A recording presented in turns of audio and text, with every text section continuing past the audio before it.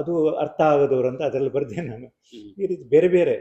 ನಾನು ಭಾವಲೋಕ ಬರೆದಾಗ ತುಂಬ ಜನ ಹೇಳಿದರು, ಓದಿದರು, ಇದನ್ನು ನಾನು ಮೈಲಲ್ಲಿ ಓದಿದ್ದೇನೆ, ಸುಧದಲ್ಲಿ ಓದಿದ್ದೇನೆ, ಈ ರೀತಿ ಹೇಳಿದರು. ನಂಗೆ ಅನಿಸಿತು ಯಾವ ಪತ್ರಿಕೆಯಲ್ಲಿ ಬರೆದೇ ಇದ್ದ ಎಸ್ ಬರೀಬೇಕಂತ, ಅದನ್ನೇ ಬರೆದೆ. ಅದು ಮಾರ್ಜಾಲ ಮಹಾಪುರಾಣ ಅಂತ.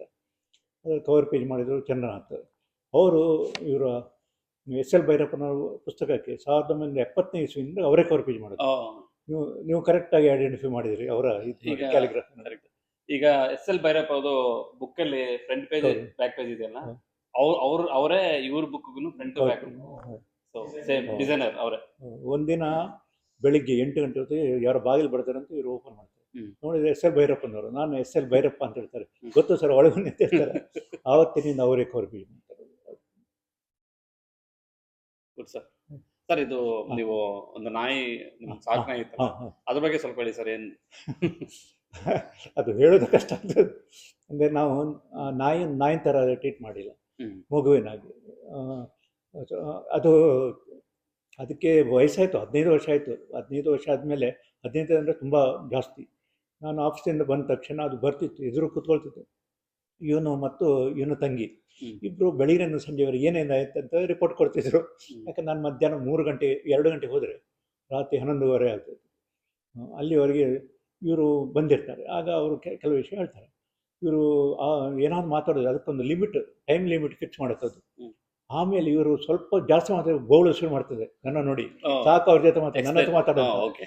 ಆಮೇಲೆ ಈಗ ನನಗೆ ಅದ್ರ ಭಾಷೆ ಅರ್ಥ ಆಗೋದು, ಅದಕ್ಕೆ ನನ್ನ ಭಾಷೆ ಅರ್ಥ ಆಗೋದಿಲ್ಲ. ಅದು ಭಾವ ಇದೆ ನೋಡಿ. ಆಗ ನಾನು ಏನಾದರೂ ಮಾತಾಡಬೇಕು. ಏನು ಮಾಡಿದ್ದೀನಿ ನೀನು, ರಾಹುಲ್ ನಿಂಗೆ ಹೊಡೆದ್ನಾ, ಏನು ಮಾಡಿದೆ ಅವನು, ಜೋರು ಮಾಡಿ ಅವ್ನು ಬ್ಯಾಡ್ ಬಾಯ್, ಹಾಗೆ ಹೇಳಬೇಕು. ಎಲ್ಲ ಮಾತು ಕೇಳಿ ಸ್ವಲ್ಪ ಹೊತ್ತು ಅದು ಬೊಗಳ್ತದೆ, ಆನ್ಸರ್ ಕೊಡ್ತದೆ. ಏನಂದಂಗೆ ನನಗೂ ಅರ್ಥ ಆಗೋದಿಲ್ಲ. ಆಮೇಲೆ ಹೋಗಿ ಮಲಗ್ತದೆ, ಅಲ್ಲಿ ಎಂಡ್. ಅದು ದಿನಾದೆ ರಾತ್ರಿ. ಇದು ಬೆಳಗ್ಗೆ ನಾವು ನಮಗೆ ಪೇಪರ್ ಓದಬೇಕು, ಆಫೀಸ್ ಪೇಪರ್ ಓದಲೇಬೇಕು ನಾವು. ಅದು ಮೀಟಿಂಗ್ ಅದು ಕೇಳ್ತಾರೆ, ಈ ನ್ಯೂಸು ಈ ಪತ್ರಿಕೆ ಬಂದು ನಮ್ಮ ಪತ್ರಿಕೆ ಯಾಕೆ ಬಂದಿಲ್ಲ, ಅಥವಾ ನಮ್ಮ ಪತ್ರಿಕೆ ಮತ್ತು ಆ ಪತ್ರಿಕೆಯಲ್ಲಿ ಬಂದಿರುವ ಸ್ಪೆಷಲ್ ರಿಪೋರ್ಟ್ ಯಾವುದು ಚೆನ್ನಾಗಿದೆ, ಯಾವುದು ಬೇಟ ಅಂತ ಓನರ್ ಬರ್ತಾರೆ. ಓನರೇ.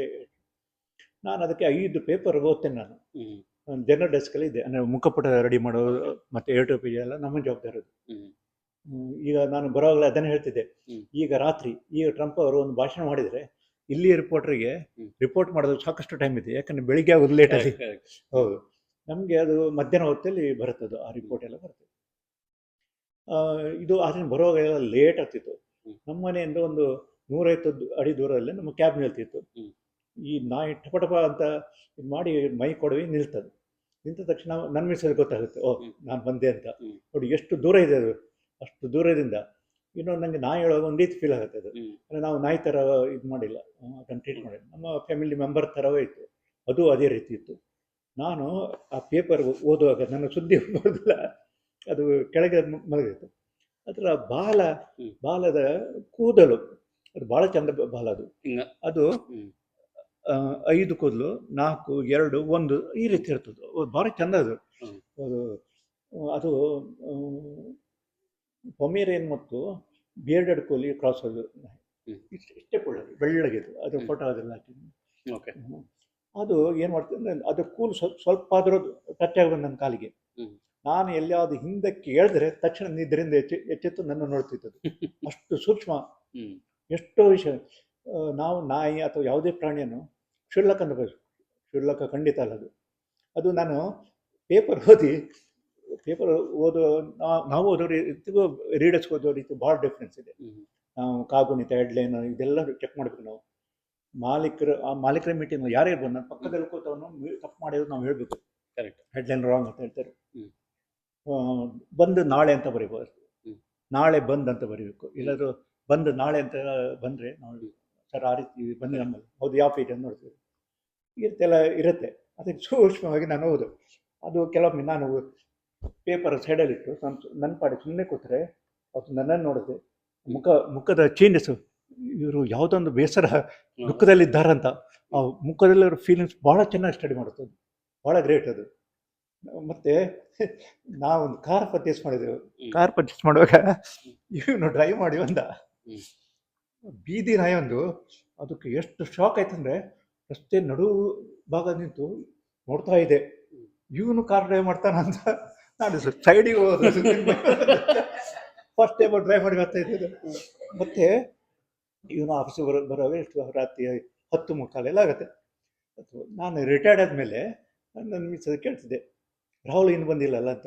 ಅವರು 9:30 ಆಗಿದೆ ಅಷ್ಟೇ ಅಂತ. ಬರೋದು ಎಷ್ಟೊತ್ತಾಗುತ್ತೆ ಡೈಲಿ ಇದೇ ಕ್ವಶನ್ ಅಂದು. 10:45 ಮತ್ತೆ ನಾನು ಗಡಿಯಾರ ನೋಡೋದು, ಇಲ್ಲ 9:30 ಆಯಿತು, 9:40 ಆಯಿತು. ಪ್ರತಿ ಸಲ ನಾನು ಗಡಿಯಾರ ನೋಡುವಾಗ ಈ ನಮ್ಮ ನಾಯಿಸ ನೋಡೋದು. ಅದಕ್ಕೂ ಕಾಳಜಿ ಥರ. ಇವನು ಫ್ಯಾಮಿಲಿ ಯಾರು ಫ್ರೆಂಡ್ಸ್ ಯಾರು ಮ್ಯಾರೇಜ್ ಇದ್ದರೆ ಹೋಗ್ತಾನೆ, ಚಿತ್ರದುರ್ಗಕ್ಕೆ ಮೈಸೂರಿಗೆ ಇನ್ನೆಲ್ಲ ಹೋಗ್ತಾನೆ. ಬರುವಾಗ ನಾನು ನೋಡ್ತೇನೆ 10 ಇವನು ಹೇಳ್ತಾರೆ ಸಿಟಿ ಎಂಟ್ರಾದ ತಕ್ಷಣ ಫೋನ್ ಮಾಡಬೇಕಂತ. ಆಯ್ತು ಅಂತ ಹೇಳ್ತಾರೆ. 10 ಆಯಿತು, 11 ಗಂಟೆ ನನಗೆ ಕೂತ್ಕೊಳ್ಳಿಕ್ಕೆ ಹೌದು ನಾನು ಮಲಗ್ತೇನೆ. ನಾನು ಮಲಗಿದಾಗ ಇವ ಬಾಗಿಲು ಹತ್ರ ಬಂದ ತಕ್ಷಣ ಅದು ಓಡ್ತದೆ, ಬಾಗಿಲು ಅಂತ ನಿಲ್ತದೆ. ನಾನು ಯಾವಾಗಲೂ ಹೇಳ್ತೇನೆ, ನೋಡು ಅವನ ಅಪ್ಪ ನಾನು, ಅವನು ಏನು ತಡೀತಾನೆ ಅಪ್ಪಾಗಿ ನಾನು ಬಾಗಿಲು ಓಪನ್ ಮಾಡಿದ್ರೆ ನೀನು ಯಾಕೆ ಅಲ್ಲಿ ಹೋಗಿ ನಿಲ್ತೀನಿ.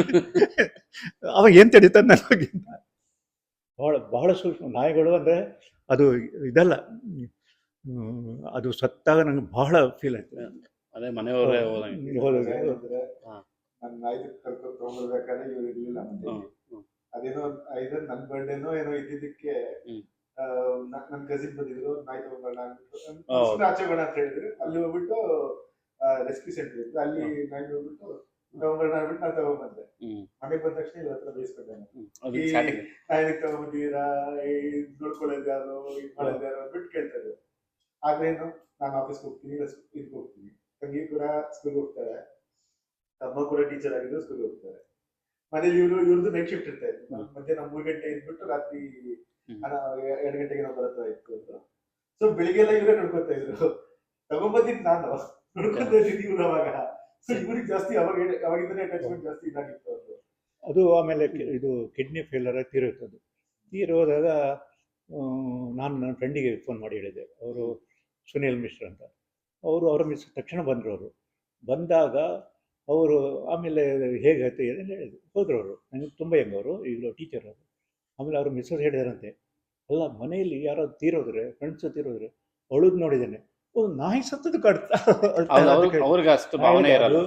ನಾಯಿ ಸಾಕಿದವ್ರಿಗೆ ಮಾತ್ರ ಗೊತ್ತಿರುತ್ತೆ.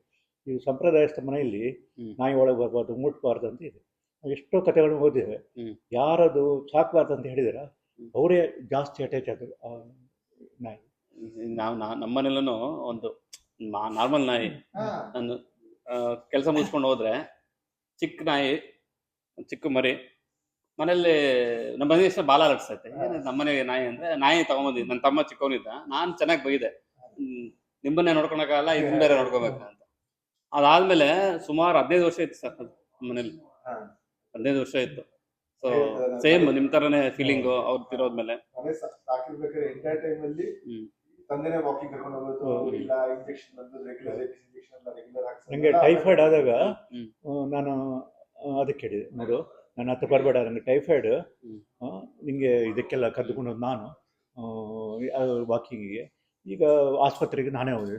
ನಾಳೆ ನಿಮಗೆ ಜ್ವರ ಆದರೆ ಯಾರು ಕದ್ದುಕೊಂಡು ಹೋಗ್ಬೇಕು? ಟೈಫಾಯ್ಡ್ ಇಬ್ಬರು ಟೈಫಾಯ್ಡ್ ಅದು ಕಂಪ್ಲೀಟ್ ಕ್ಯೂರ್ ಆಗೋರೆ ನನ್ನ ಹತ್ರ ಬರಲಿಲ್ಲ. ಅದು ಬರಲೇ ಇಲ್ಲ. ಅದು ದೊಡ್ಡ ಸಮಸ್ಯೆ ನಮ್ಮ ಮಾತೃಭಾಷೆ ಕೊಂಕಣಿ. ಅದಕ್ಕೆ ಚೆನ್ನಾಗಿ ಅರ್ಥ ಅಲ್ಲ, ಅದು ಶಾರ್ಪ್ ಇರ್ತದೆ, ನಾವು ಅದು ಹೇಳಕ್ಕಾಗಲ್ಲ, ಬಟ್ ಎಲ್ಲ ಅರ್ಥ ಆಗಿರುತ್ತೆ. ಖಂಡಿತ ಅರ್ಥ ಆಗುತ್ತೆ, ಖಂಡಿತ ಅರ್ಥ ಆಗುತ್ತೆ. ಸರಿ, ಎಷ್ಟು ಟೈಮ್ ಎಷ್ಟು? Okay, thank you sir. ಹಾಂ ಪಾರ್ಟ್ ಮಾಡೋಣ. ಯಾರು ರೆಡಿ ಇರ್ತಾರೆ ನೆಕ್ಸ್ಟ್?